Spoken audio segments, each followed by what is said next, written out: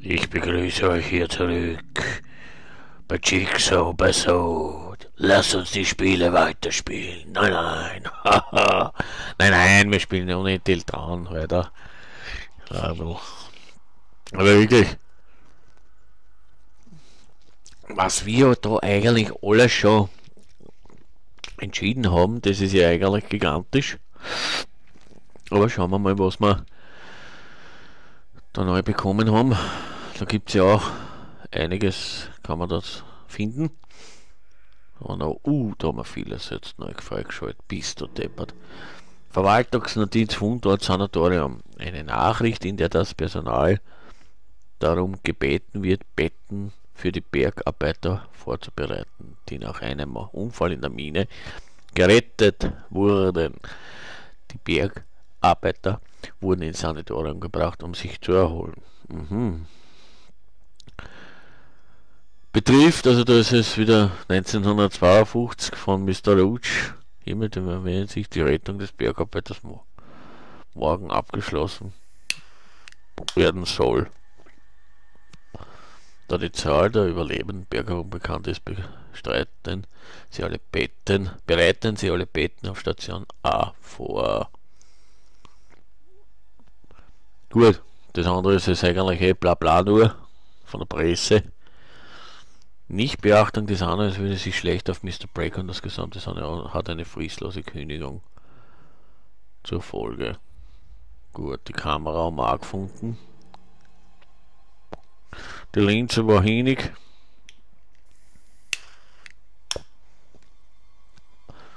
Sieht aus, als hätte das jemand mit Absicht gemacht. Das muss die Kamera sein, die in der Zeitung sein wird unbedingt verhindern, dass die Bilder an die Öffentlichkeit gelangen. Dann haben wir auch dieses medizinische wieder entdeckt.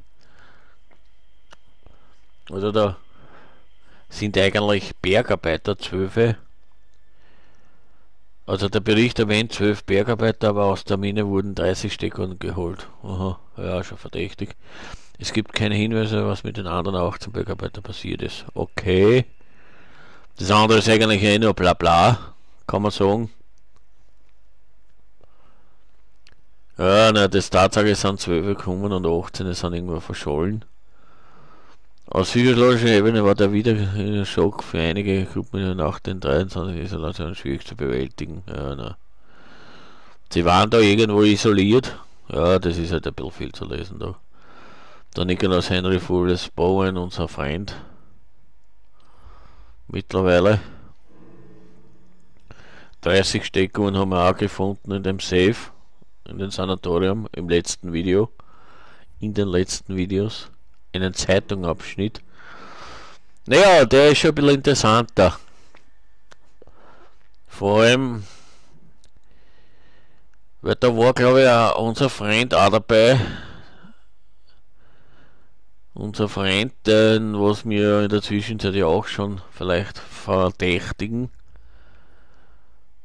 Nämlich, wie heißt er denn gar? Der Milgram Victor wahrscheinlich. Weil mittlerweile wissen wir ja, das ist ein elektrischer Stuhl wahrscheinlich. Mittlerweile wissen wir ja in etwa schon, dass mir der Victor Milgram eigentlich ganz interessant klingt. Ja. Also das heißt, ich vermute jetzt schon langsam, dass der da in der ganzen Sache dahinter steckt.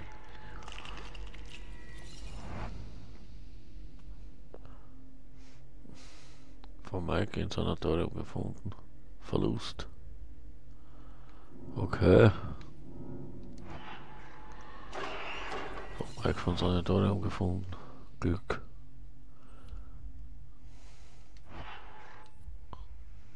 Okay, was haben wir denn da noch?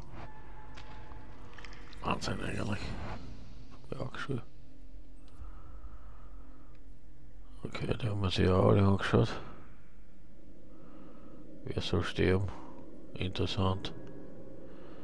Ries wollte ja schreiten, hat es aber nicht getan. Das war die Scheißentscheidung.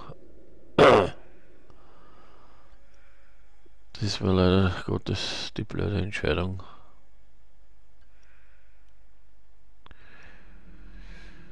Ja, da haben wir sich eigentlich eh alles angeschaut. Bonusinhalt. Die Wissenschaft der Angst. Wie man eine Szene macht. Hi, this is Lee Robinson, production designer on Until Dawn. The production design for Until Dawn started with the great teen horror script that sets the characters in a Canadian winter mountain lodge, being a contemporary setting with visual clues derived from classic films of that genre, such as Hitchcock's Psycho and Stanley Kubrick's Shining. The storyboards are vital to the production design as it allows the designer to understand the scale of the environments to be made and the detail that would be seen to create the atmosphere of a horror. This took us into concepts that took these storyboards further, visualizing the world through the color palette, the lighting, tone and the mood, and developing key locations such as the lodge, the cable car stations, the forests themselves, the wilderness. As you can see, the environments and atmospheres change quite a bit from warm and inviting. Eigenlijk heel Hansen. The Millionaire's Mountain Lodge was a key example. It was designed to be made from nearby stone and timber, embedding it into the landscape, with a contrasting and contemporary interior needing to be opulent and extravagant. We created dark and claustrophobic corridors with ominous and large open spaces, almost cathedral-like in size, and with huge structures to silhouette and dwarf the characters within, providing a labyrinth to explore and wander.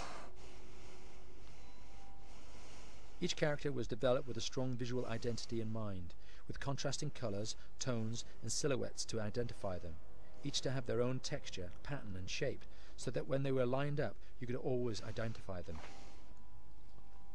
The costume designs allowed a range of clothes that would suit them for the cold winter weather, but also have an element of style and individualism, so that the audience could look at them and relate, recognizing themselves within them.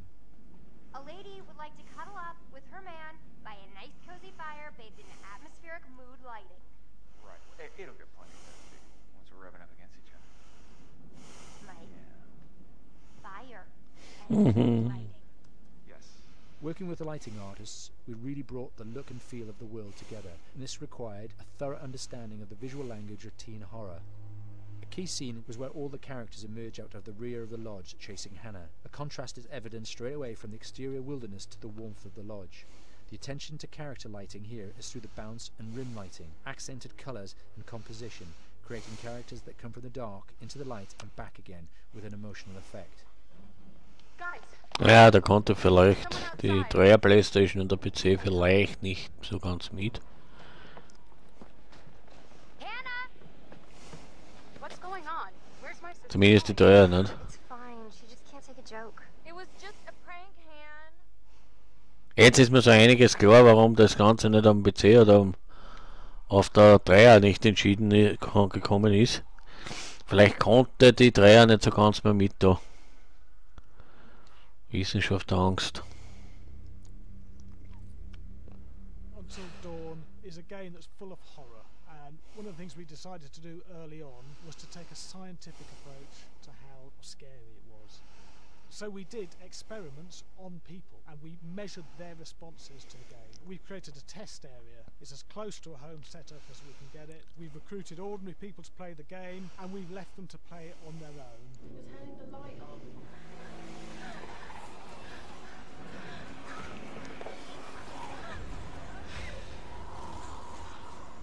The only difference is it's rigged with cameras and microphones that relay the data through to the next room where people are watching them play.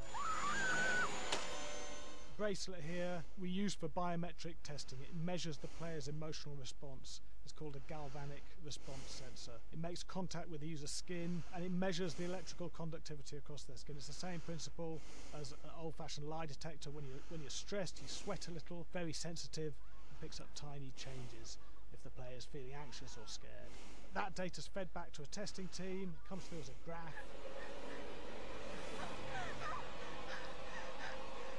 I'm so sorry.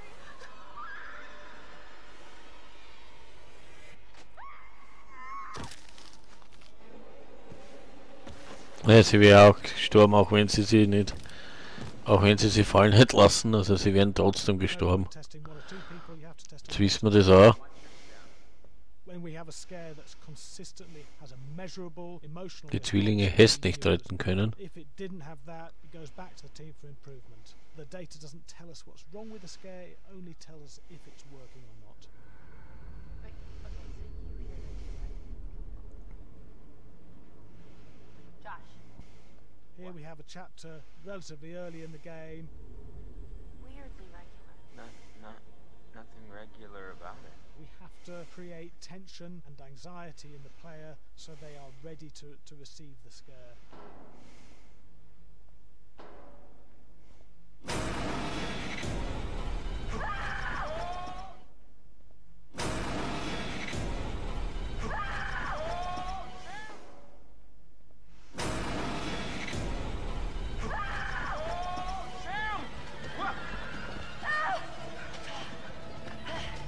The player time to recover, to cool down, to calm down, and then start building the tension again before we do the next scare. Hey. What? Hey. What the hell? Ooh, you just got mugged.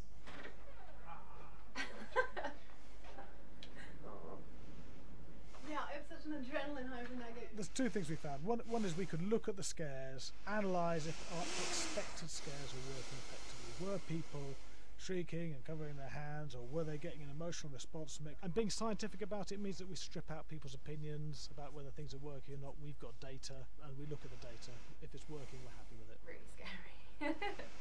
Bit scared and wanting to get away. I actually be maybe a bit scared to play on my own, but In a room with the lights on, yeah, with some other people as well, yeah, maybe. because I'm a scaredy cat, I would play with someone in the room. And the lights on. It was one of the scariest games I've played in a long while. Naja, wie gesagt, die Zwillinge hast nicht retten können. Das sind die einzigen, was nicht retten hast können. Da wär's noch der beste YouTuber oder der beste Gamer gewesen auf diesem Planeten, die hättest nicht retten können. Gut, heute mal ein Zwischenvideo. Wir werden dann gleich weiter zocken. Gut, ciao, Lau.